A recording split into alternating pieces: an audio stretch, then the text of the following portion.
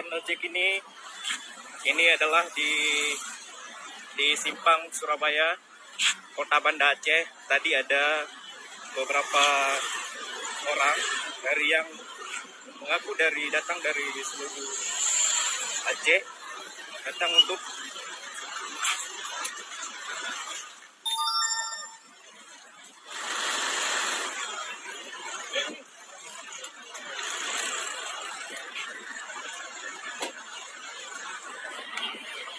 saat ini petugas sedang mencopot bendera bintang bulan yang dikibarkan di jembatan layang flyover Simpang Surabaya. Ya.